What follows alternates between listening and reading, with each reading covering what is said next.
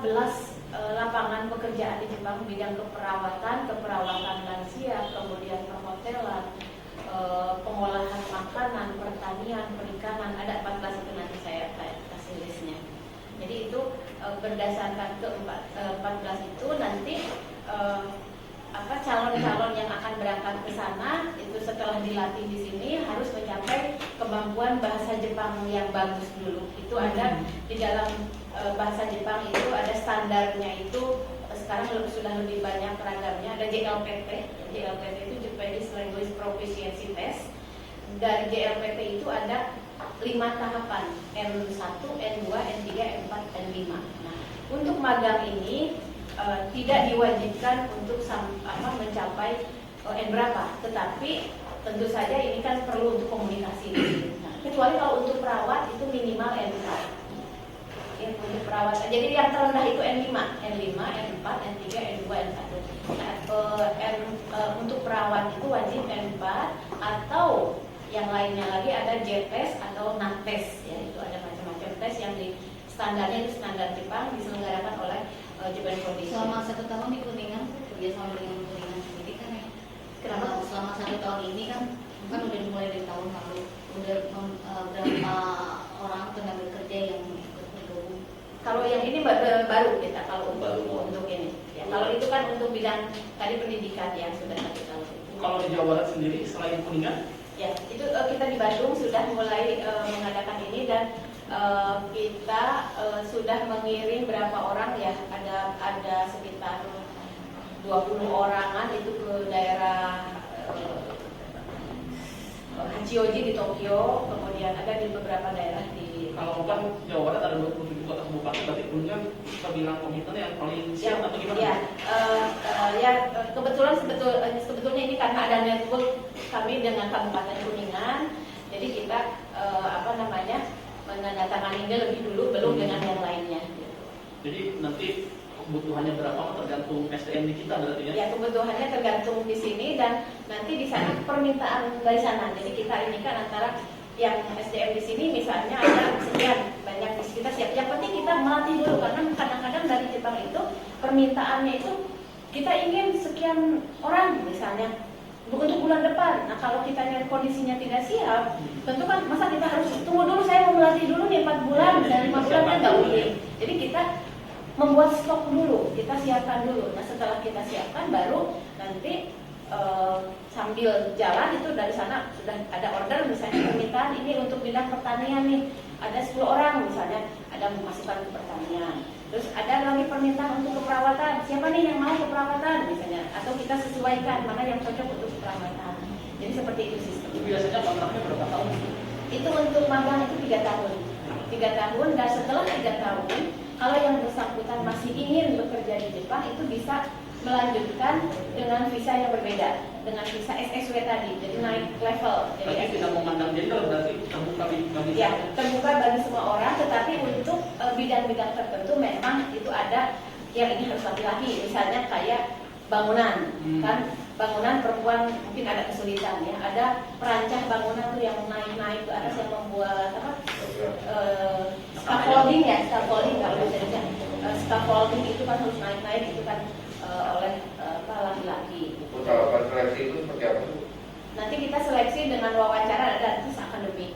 Tapi rentang usianya berapa sih, Bu? Rentang usia kita dari lulusan SMK sampai sebetulnya Jepang itu tidak mensyaratkan usia harus berapa, tetapi semakin muda semakin baik, karena kalau misalnya ada dideretkan dari sekian sampai 40 tahun, mereka pasti akan milihnya yang lebih muda.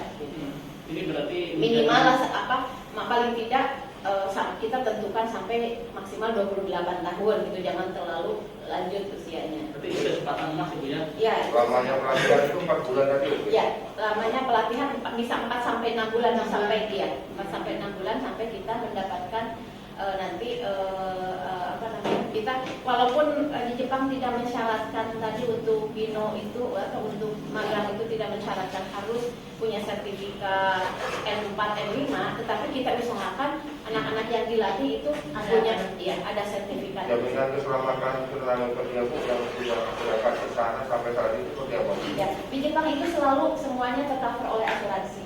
Ya, ada asuransi. Baik ada asuransi Kokuming Kengkohopeng atau Kokuming Kengkohopeng itu ke asuransi kesehatan, ada juga asuransi tenaga kerja. Itu ada. Kalau Jepang itu segala sesuatu, jangankan manusia, mobil, sepeda, apapun semua diasuransikan. Dan kita mobil saja kita tidak berani nyetir kalau belum masuk asuransi, meskipun 1 hari aja kita nggak berani. Jadi begitu pulang asuransinya bisa diklaim itu. Bisa ini apa namanya itu bukan asuransi ya kalau itu disebutnya apalah, saya istilahnya nggak ngerti istilahnya, hanya kalau asuransi kecelakaan yang itu ada lagi asuransi yang itu semacam ranking itu ada. Yang pekerjaan seperti kalau di kita kan ada BPJS Ya, ketenagakerjaan. ada yang seperti itu sudah diatur. Kalau berkaca dari pengalaman yang sebelumnya sudah berangkat, ini kan baru pertama, kalau yang daerah lain kita udah atau Sudah. Dan yang berangkat ke sana kalau misalnya kembali ke Indonesia itu mereka bisa kembali ke Indonesia langsung. Ada juga di Jepang sebelum habis masa waktunya dia apply lagi ke visa SSW, dia lanjutkan lagi di sana. Gitu. Ada juga yang karena memang kebutuhan di Jepang sangat tinggi. sangat tinggi. Yang paling menarik Bu, artinya yang paling banyak diminati orang Indonesia ke sana, pekerjaannya di bidang apa Bu? Pekerjaan yang diminati oleh orang Indonesia atau diminati yang banyak lapangannya itu sebetulnya untuk bangunan dan pertanian. Kekurangan itu. Ya, bangunan dan pertanian. Tetapi perawat itu yang paling banyak dibutuhkan yang secara ini, karena banyak lansia di sana. Dan semua lansia di sana itu bukan semua, kebanyakan lansia itu masuk ke panti jompo. Jadi kebutuhan lansia itu kalau dari 14 bidang itu yang tertinggi itu keperawatan, kemudian ada lagi yang bangunan, pertanian juga sama, karena kan orang Jepang juga udah anak-anak muda pada nggak mau gitu kerja itu. Baik, terima kasih Bu. Ya. Bu, pembiayaan dari mulai pelatihan sampai penempatan ya? Ya, itu pembiayaannya belum kita bicarakan ya, Oh, Pak iya. Kadis. Nanti soal nanti teknis Oh gitu. Ya. Di sini Bu, kuota 1 tahun dari 14 jenis jasa berapa? Kan kemarin sebelum COVID itu sudah mulai berapa, terus setelah COVID dan setelah COVID kira-kira kuotanya berapa ya? itu tidak ada pembatasan sebetulnya, karena Pak begini, kebutuhan akan SDM itu sangat tinggi, tetapi sekarang itu hanya saya tidak tahu persis angkanya. Indonesia itu baru sekian puluh persennya gitu, sedangkan yang banyak itu dari Vietnam bukan, ada di Asia Tenggara itu Vietnam sama dari Cina itu mereka paling banyak gitu ya. Dari Indonesia itu masih sangat sedikit, makanya KBRI juga ingin sekali katanya ayo Indonesia lebih banyak lagi gitu. Ya kan 19 berapa Bu memberangkatkan? 2000 kan COVID nih. 2001 COVID. 2001 Ada kita berkurang gitu ya? kita berkurangnya itu bukan karena dari sananya ada kuotanya dibatasi, tetapi karena memang Jepang sendiri tutup gitu. Jadi yang sudah punya visa pun kita nggak bisa berangkat gitu. Jadi kita sekarang masih ada yang harusnya berangkat bulan Desember sudah di tangan, mereka nggak bisa apa-apa karena memang Jepang sendiri tertutup gitu sekarang. Silakan. Ya. Kalau teknis, Pak Kadis, kalau teknis kerjasamanya hak dan kewajiban seperti apa Pak antara BLK dengan LPK? Tadi saya sudah sampaikan di awal ya, tugas BLK itu kan memiliki tempat, memiliki pencakar, kan itu. Lembaga inilah yang bertugas dari mulai asesmen rekrutmen, melatih, mencarikan peluang, menyalurkan. Ada pertanyaan orang mungkin Kadistik untungnya dari mana, itu soal lain gitu. Terus diomongin kan gitu. Kalau peralatan itu Pak? Ya justru itu yang menjadi target Pak Bupati, kenapa ini diupayakan KSO. Peralatan BLK kita itu kan seperti ini.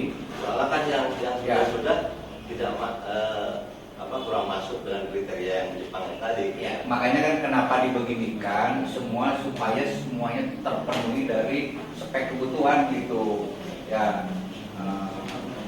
nanti kami dalam perjalanan kan maksud Pak Bupati itu menugaskan saya itu supaya di Jepang butuh A, SDM melatih, peralatan melatih A, itu dengan kriteria A. Orang kan mau melina kan gitu.